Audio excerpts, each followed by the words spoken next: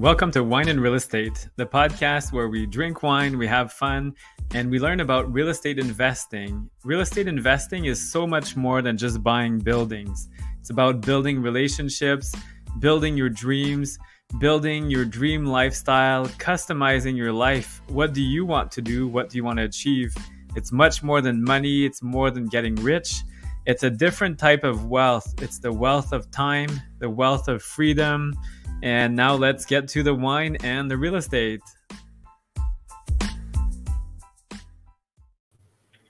Hello, everyone. So welcome to Wine and Real Estate. And I'm excited tonight. We're bringing you a different topic. So we have some great guests, Mark and Dave from HoneyTree. But we're talking about hotels and different models. So we often talk about residential, multifamily, and Jennifer's getting a little bored. So I thought I'd shake things up and bring some motel, hotel conversions. So welcome, guys. If you could introduce yourselves and maybe have a sip of, I guess you're drinking milk, but we're drinking Shiraz. Shiraz. So anyway, and Dave is not drinking. So I'm not drinking anything. I'm no longer fun like you guys. Oh, okay. Yes. What did you put in your milk, Mark? I just left it regular rather than chocolate tonight. Oh, there you go. That's okay. Actually eggnog with rum. Actually, people from Rain used to know me as the guy who would just bring a carton of chocolate milk to the meetings. Oh, wow. You're kidding. Yep. It's your trademark. Hi, I'm Mark. I'm with HoneyTreeGrow, and Dave, who will introduce himself later, is a partner on that. And we are currently buying boutique hotels. Nice. And where? It looks interesting for those tuning in. I'll have to describe it. So Dave is in a room with some nice exposed brick walls, which we love. You didn't get a chance to introduce himself, though. Okay. You're just jumping right on them there. I'm too excited to wine. Yeah, nice to meet you guys. My name is David Atwell. I'm the co-founder of HoneyTreeGrow. Like Mark said, we started buying hotels just at the beginning of the pandemic there. This was an asset that we were looking at very closely since 2018, but you know what? It was so difficult to find good deals. There's such great businesses to own and hold. And so we were becoming really frustrated, but lo and behold, once the pandemic happened, these deals were popping up all over and we were just ready for them. Yeah. And we became really keen on Quebec. Quebec actually has this a licensing program called the CITQ. That means you have to have a license in order to operate as a hotel. And this is great for us because it really gives you a license to enter the market. Without it, you can't even be on the Airbnb platform. And so this is the asset that we've been targeting very closely for the past 4 years. And then just during the pandemic, we've been acquiring quite aggressively. We've partnered with avidinvest.com, who's invested in 2 of our deals. And it's a really exciting project that we're working on. That's really exciting. And I think it's such a smart move right now because the residential market was so hard to get into, saturated, even multifamily. So tell us a little bit about Addy. You said you're kind of having investors, I think, invest with Addy. So I don't know who wants to answer. Mark, do you want to take it? Sure. So I mean, Addy Invest is probably the best way to describe it as real estate crowdfunding. They are a Canadian company and one of the few in Canada to do it. And they do it very, very well. And what they do is they acquire large chunks in issuers like ourselves, and then they turn around and chop it up into increments of $1 to allow anybody in Canada to invest for as little as $1. So their whole goal is really to democratize real estate so that anybody, regardless of their income level, can invest in properties. I mean, without Addy Invest, you're normally having to be an accredited investor to invest in our projects. You'd have to be an accredited investor, but Addy allows that to be divided up and to allow everybody to participate. Oh, that's really interesting. So would somebody who's investing in an Addy Invest get like a return, like a money partner? Is that kind of how it works, or? Yeah, exactly. So we have one partner, and that's Addy. Okay. And then Addy turns around and they create an OM around their investment, and then they then they issue the units in that OM to all their investors. But Addy just essentially works as a flow through. So the return that our accredited investors receive is the same return that all the Addy investors receive proportionately. Okay. Nice. That's so 2022. Yes, very smart. And continuing with this trend, like you guys are, I think, looking at extended stay hotels. So not just a basic hotel, like one night here and there, because there's tons of turnover, housekeeping and stuff. I think you're looking into that. So if you could tell us more. Yeah, what exactly is the model that you're doing? Because I think it's really different from just like an actual like hotel. Yes. Yeah, that's right. It takes a very specific layout and asset to function as an extended stay. The concept is that it looks and feels like multifamily, but it's licensed to operate as a hotel. And that's something that our hotel guests love. And it's also something that our lenders love because for them, it lowers their risk. Every unit has a private kitchen and has a private bathroom. But for you as a traveler, I mean, life is incredibly expensive. Owning a home is expensive. How do you travel affordably? And one of the important things of that is how do you feed yourself and having kitchens inside of your suites. Well, now you don't need to eat out at a restaurant 3 times a day. You can actually prepare your own meals. You can travel for longer. You can stay for longer. And you can even work remotely. We're in the era of the digital nomad. People have left their offices and traveling all over the world. And so we design our suites to allow for guests to stay for an extended stay. They can be weeks, months, or 2 to 3 nights. Whatever they like, but it's furnished to allow for that. I love it. And being digital nomads, we experienced that a few weeks ago. We were working from a library and stuff. Wasn't so great, but anyway. Yeah, it's great though, right? You can work from anywhere in the world. That's it. We were like having meetings and then the internet was too bad in our Airbnb, unfortunately, so we ended up in the library. Yeah. Gotta have great internet. Yeah, that's one of the things we make sure our properties have is top-notch internet.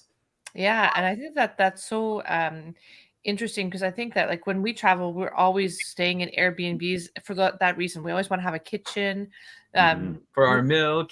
Maybe not for our milk, but wine. I think that people are more health conscious. They're thinking about not eating out in restaurants and also like budget wise. I mean, it could get expensive eating out in restaurants, and sometimes you're just not even satisfied with what you had. No, that's it. Yeah. And different countries too. So when we're in different places, you control what you eat and things. So it makes a lot of sense.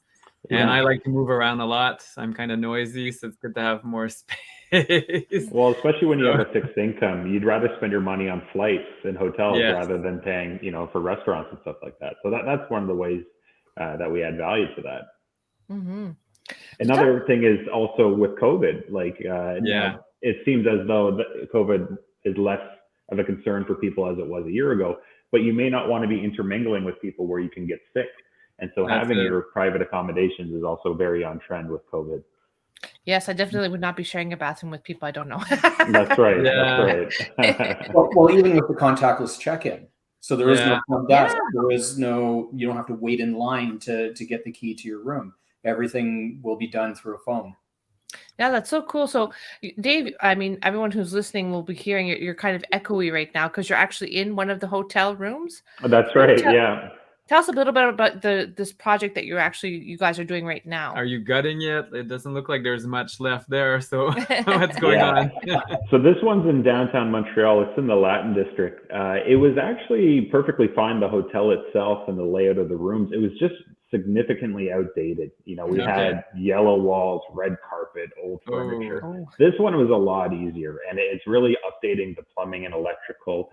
One of the cool things that we do is we add smart water valves to monitor our water use in case there's a leak. Yes.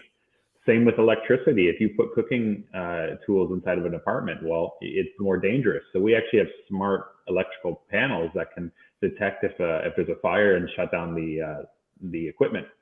But this unit here, so it is really just changing the floors, painting, lighting, and redoing the bathrooms, but then adding in the kitchen and doing a nice modern look and feel. Something that's a lot more up to date. And so this is a 25 suite hotel, downtown Montreal, about 10,000 square feet. Oh, wow. So is that kind of what you mean when you're talking about a smart hotel? Yeah, everything's automated, everything from the check-in to check-out. I guess they can download an app or they get a code to their room. We also use smart thermostats, so guests can set the climate before they enter. We're working on stuff with our concierge where we'll actually be able to order stuff to the guest room while they're arriving. So for example, there's a really great bar next door that sells IPAs or different kinds of beer. If you're a guest that's arriving to our hotel, our concierge can actually sell that product and we can put it in the room for you before you arrive. Wow, that's great. That is smart. Yeah. No, and Quebec is known for tourism as well. So it's really the right market for that. They love new technology, experiences. We lived in Quebec for three years, and people spend way more on experiences, restaurants, traveling. They may rent an apartment, but they travel the world and stuff. While Ontarians like us and you guys, well, I'm not sure, Dave, maybe you're becoming a Quebecer now. I definitely am. Yeah, so you tend to travel and be more of a nomad. It's kind of a cultural thing. And a lot of Ontarians go to Quebec to hotels for that reason. And their restaurants, they're known for their services and all that. So it's great. It's like having a little Europe in our own backyard. Yeah. And so there's tons to do here. And so that's one of the reasons why we really honed in on this market, combined with the CITQ, combined with the real estate value as well. I mean, we're buying at about $350 per square foot. Wow, way cheaper. Way cheaper. There's a massive runway for growth. So like we're right on point with value. And we're outside of multifamily, which in my opinion is just insanely on fire. I don't even want to touch it. Overrated. It is overrated. Well, I mean, we've done a lot of multifamily. I mean, Dave and I before, and we still own a lot of multifamily. It was just we found the valuations with the multifamily were starting to get up so high. It was harder and harder to make sense of the deals. Yeah, the numbers aren't working anymore. So I think this is such a great way to go. But what kind of exit strategies do you have with, like, if you guys are having Addy invest, how do you guys? Do you refinance at some point? Do you refi? Like, how does it work with? So the beauty of having the kitchens in the rooms is each unit can operate as a hotel, but it can also operate as an apartment building. So you could have dual use or all switch over to all multifamily or whatever. So we could operate it as a hotel because we have the license. We can also operate as multifamily. And we can also do a mix. So for instance, the building that Dave's in right now is about a 5-minute walk from UQAM and about a 10-minute bus ride to McGill. It actually is quite popular with students. We even have the option of being able to rent to students from September till May, and then run it as a hotel from May to September to take advantage of the busy summer season. So all the festivals, it's perfect. Exactly. Yeah. So when we talk about multiple exit strategies, we talk about how we can exit as a student rental. We can exit as a hotel. We can exit as multifamily. We can operate as all three models, and we can exit as all three models. So the same fundamentals apply then. You want a city with a good location, good jobs. Something a bit different though, you do want entertainment. So lots of festivals and things. And Montreal is really well known for that. More of a nightlife or whatever. And business as well. Montreal has seen a lot of growth. Even the Quebec economy has been outperforming all of Canada, really, during the past few years. I'm not sure now with the pandemic, but unemployment was lower than all the rest of Canada, everything like that. So it's a great spot, really. Montreal has very much become a high-tech hub. There's a lot of technology jobs in Montreal, both in the gaming industry, but also with a lot of other like e-commerce industries as well. So again, extended stay makes sense if you have people flying in from Silicon Valley in the US. They want to stay 2 months because they're working on a project. They want a kitchen. They don't want to eat out every single day. That's a lot. Yeah, they need something that feels like home. Yeah. Yeah. I don't want to inspire too much confidence, but Quebec is definitely one of those hidden gems in the real estate world. You know, a lot of people overlook it because of the French language. That's a very quick hurdle to get over. And if you look at the real estate values, I mean, it's crazy to overlook this province. It's such a great place to invest in. Especially Montreal downtown, it's very hard to not be able to be served in English. It's almost 50-50. But it feels like Ottawa when I was a kid. So really, yeah. But I mean, as Dave talked about, when it comes to the real estate value, I mean, we're buying at $350 a square foot. Imagine buying in downtown Toronto at $350 a square foot. Yeah. But, I mean, Montreal is Toronto. I know it makes, it's so true. And then how does it work with the civil code? Because I know when you're buying real estate, usually residential, it's more complicated. Is it the same for a commercial property? You have a notary instead of a lawyer. Yep. And then there's a bit more to it, just like Europe, because of that civil code, or like California has the civil code as well. Was that a bit of a hurdle, or? Yeah, like, cause when we bought our first hotel, I didn't even know what the notary was used for. And I was using terminology like closing on a property. I mean, it's not the same thing. You don't close on a property. You sign for the deed. You sign at the notary. And so that was part of the learning experience. Absolutely. It's a completely different legal system. But not insurmountable. No, that's it. It's not that different, but it seems scary if you don't know what it is. So are you guys focusing kind of like on the Montreal market, or are you guys kind of looking to do this in several different markets? Other towns or cities? Yeah, we're looking at several different markets. So we have the 3 properties in Montreal currently, and then we have properties all ready to go in Quebec City that the first one will be closing on within the next month. And nice. then another one under contract in Quebec City as well.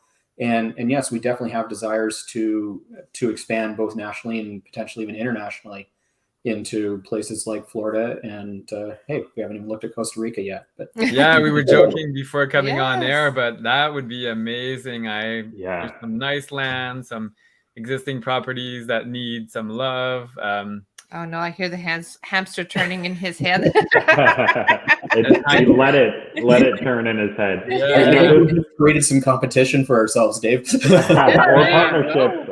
Maybe partnerships. That's what I'm thinking more. I can't do it all. Like something with a helipad and some nice tree houses, something could be really cool. There's definitely a lot of good hotel properties out there that have owner-operators that are just ready to exit. They've been running it for 20 years. What made sense in the early 2000s does not necessarily make sense now. Yeah. A lot of things that we're finding is that these people, they just don't want to learn the new model, and they may not even know how to finance it. They may not know how. They may not be comfortable with the BRRRR strategy where you take equity out to improve the value of a property. And so those are really like the key kind of properties that we're looking for, is that operator that just wants to exit, and then we'll bring it up to date for them. So how do you guys find, that's one thing I was kind of wondering, is how do you guys find a property like this? Like, obviously it's not going to be on MLS or anything like that. Like, are you guys door knocking, wholesaling? I mean, we were very lucky because, like I said, we started looking in 2018. And by the time the pandemic started, we had some network set up, and this deal was actually brought to us. And then once we closed on this one, then our neighbor 2 doors up, which is another hotel, was a woman that's ready to retire in her late 60s. So we bought that one.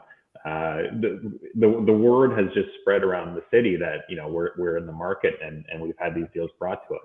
Now, we've actually turned away several because it needs to fit a very specific model. Yeah. Mm-hmm. But we've been very fortunate to have this opportunity where these deals are brought to us. So it sounds like they're a smaller, more boutique hotel. You're not going to buy a 50-story Hilton or something and turn it around. Maybe eventually, but not right now. Yeah. I mean, what we're looking for is prime location, first and foremost. We're looking for things that are structurally sound but cosmetically dated, boutique, owner-occupied, somebody who is like owner-operated. I mean, somebody mom-pa operated who, as Dave said, they might be getting older, they might be getting tired. I mean, one of the things that you saw with the pandemic was when the revenue goes down, a lot of people's knee-jerk reaction is they let go of their staff, which means they have to do everything themselves. Then they get tired. Now you have somebody that's working 24 hours a day and not making any money. Yeah. And so we come in as the ability to take that over so that they have the ability to exit. Okay, so you guys are looking like for those dingy little hotels with the vibrating beds and the heart-shaped tubs. Yes, heart-shaped tubs, yes. I actually haven't seen one of those before. Not quite. Not quite, no. No, this is a bad joke. Yeah, coin-op beds. I guess that was kind of a hot thing in the 50s or 70s. I don't know, but I remember staying at one with my parents anyway, and I was like, let's put some quarters in it and try it out. Wow. Maybe we'll set up a suite with one of those. I'm going to be on Google after this. Yeah, we'll have to do like an A/B test and there you go. do You guys rooms are with missing out. vibrating beds and rooms without. See which one books for the higher numbers. Oh, wow. You never know. There might be a market for that still. You never know. Never know. As the internet has proven, there is a market for just about anything. Pretty much. It's shocking.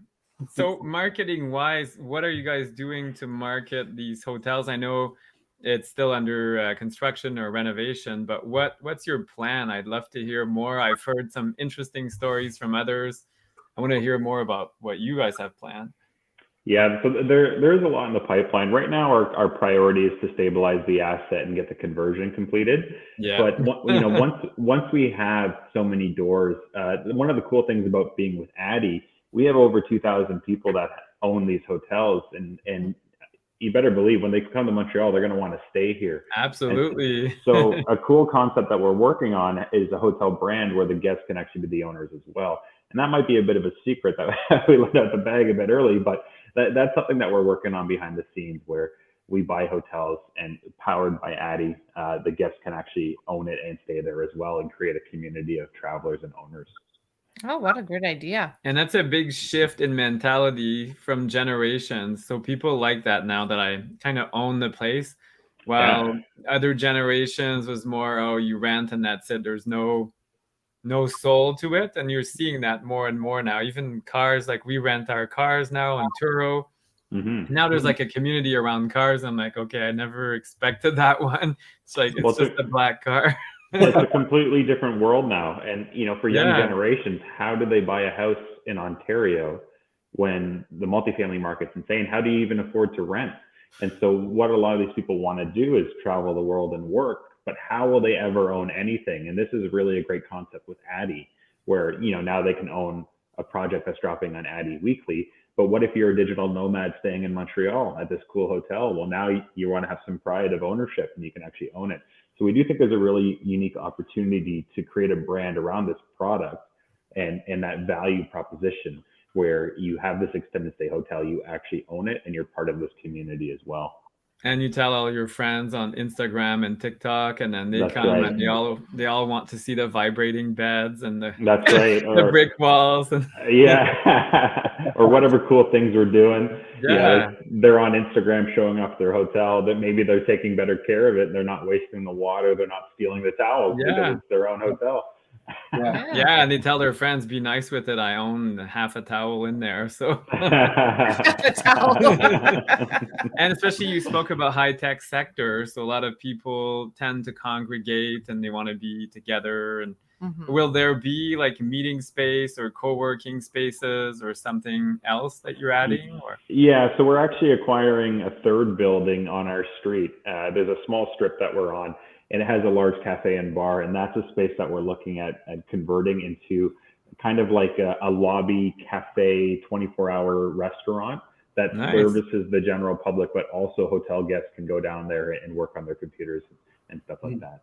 So this whole street right now, we're looking at having upwards of 30,000 square feet of hotel suites and then plus cafe and bars. So it could be a really exciting piece of downtown Montreal. You'll have to rename the street. Yeah, I was gonna say you guys are gonna own the whole street. Well, one thing we want to do is keep bees on the roof. I mean, I was formerly a beekeeper, and I love making honey. I love working with bees still, and people love bees, believe it or not. And soap, honey, beeswax. Have you guys seen those bricks that you can put into walls, exterior walls, and they have like it becomes a bee hive for solitary bees? Yeah, that's right. Yeah. So is that where the name came from? HoneyTree Grow? That's right, HoneyTree. Yeah. I picture the perfectly executed burr strategy as like growing a money tree, and so that's a play on words for HoneyTree. That makes a lot of sense. So you'll have to rename the street. I'm not sure in French. HoneyTree Arbre à Miel. The same ring. That sounds very good. Well, we're on Saint Denis, so maybe Saint Miel. Yeah, that sounds good. So very cool. So guys, you have some tips and tricks for people thinking about maybe getting into the hotel space. So tip number one from me is don't do what they're doing so you don't steal your market. But anyway, how do you get started? Like if somebody's interested, they want to invest in Vancouver or somewhere. The fastest and easiest way is just to call Mark and I. We've been working on this for 4 years. It's not easy to acquire a hotel, and it takes a lot of understanding.